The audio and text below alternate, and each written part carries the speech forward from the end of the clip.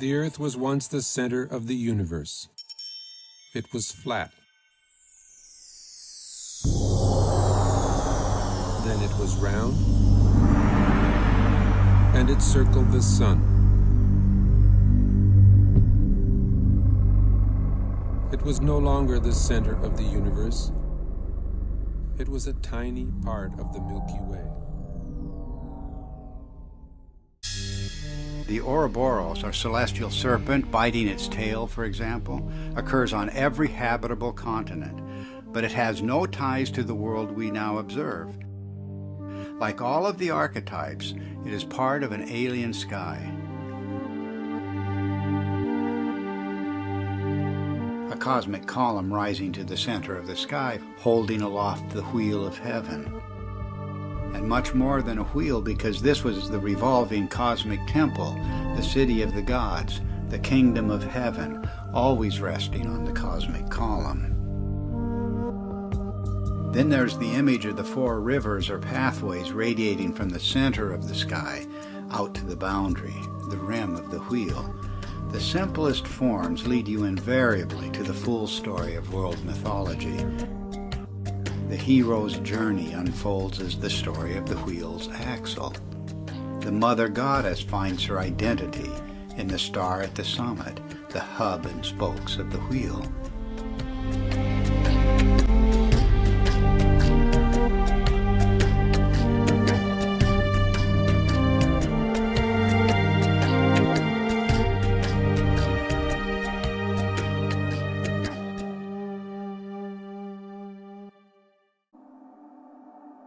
The serpent or dragon is an unexplained mythical archetype. There's nothing like it anywhere in the biological world. And yet the same recurring features will be found in cultures the world over. The dragon's disheveled hair and shaggy beard. Its knotted aspect, and its worldwide appearance as entwined twins.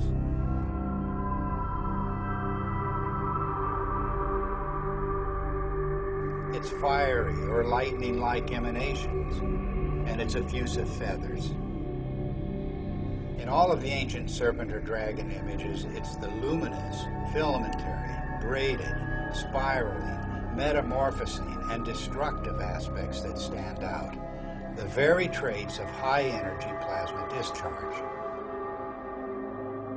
The attributes of these mythic monsters remain unexplained only until we see the hairy and feathery attributes of the electric arc in the laboratory.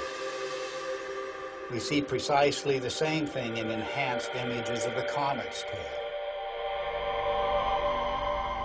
And we see the same thing in the comet-like discharges of distant nebulas. But just the plasma event is just the sun is going to, and the sky is going to, and the realm is going to change energy systems. That's how it works. Yeah. That's why there's a clock to it, and the great cosmic clock. And so you have like Saturn and all of this, the timekeeper. Is he going to exist in the next realm through the key, the personification of an energy? Our final topic is what happens when you have too much charge. You can't charge something up forever.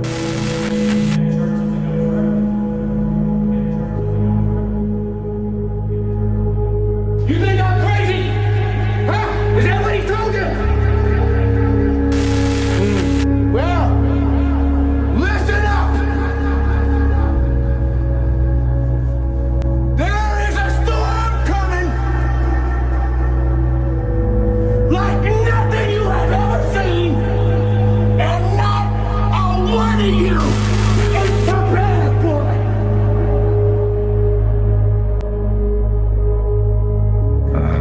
Certain buildings, others will not be. I don't think you want to be in an aluminum can. Yeah, so you want to clean your brain so you don't get fried, and that the system's upgrading in every way. Plasma out there, changing the Some people think that the sun is going to basically come to a slow stop and then go the other way, like pendulum, and everything's moving in the opposite direction. And that at that point, there'll be, 3 days of darkness, perhaps, or 3 days of complete light, depending on where the sun and the moon stop. See that? So, as the system is reversing its engine, because it's a pendulum, you're getting the energy out of this wild pendulum that takes us through all of the ages. And as soon as we get to this point, it slows down and then comes back down. And that's what's essentially going to happen with the sun and the moon. And during that time, which it will take, apparently some people say 3 days. It's 3 days of that thing. Portals will open to other realms. You think I'm crazy? Hey, I'm talking to you, Russell! Huh? Really? You think I'm a thief? We live inside what appears to be the second realm.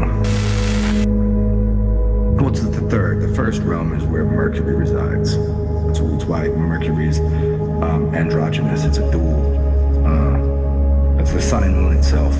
And then you have the next realm out. So that place, that was where everything, that's where people came from as basically androgynous beings. They knew nothing of separation from those two energies. And then they went out one realm, and that realm is now what you call the Aryan realm. I've told this story many times, and I think it's pretty accurate.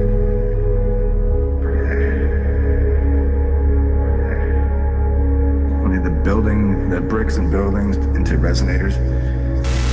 Oh, yeah, there you go. That seems exactly about right.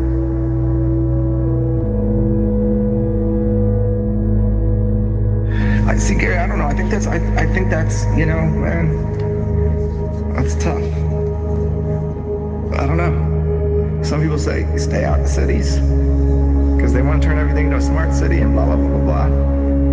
I mean, it might be good to be in a just find the old buildings. Find one of those. You probably have some around you. You just you don't have to go into a city per se. You could just go find a temple. Find a. Can you walk into the Freemason temples? Scottish Rite.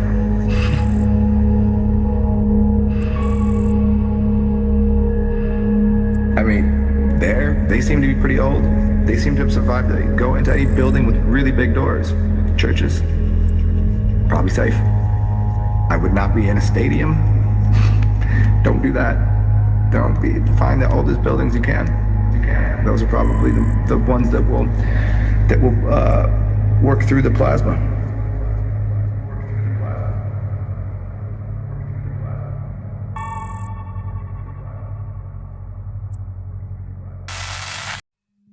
Earth is a stationary plane.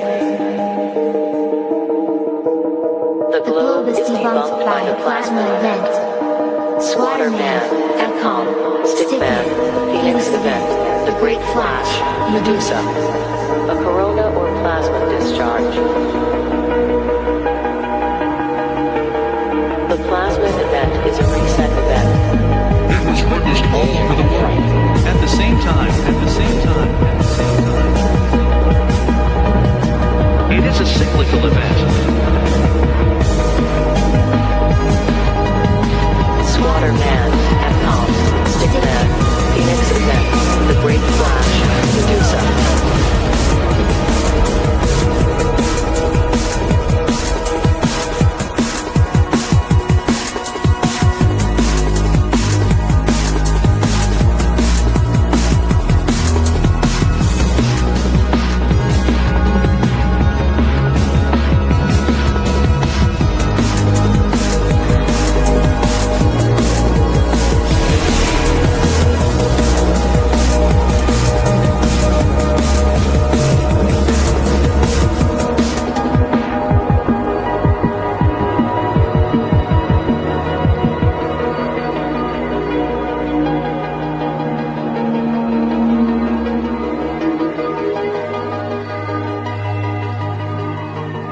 The head of Stickman always points up. This is not possible on a globe.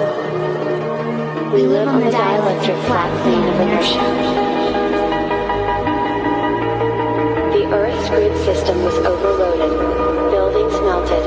The sound liquefied the ground. Many call this the mud flood. Is it a weapon system? Or is it natural?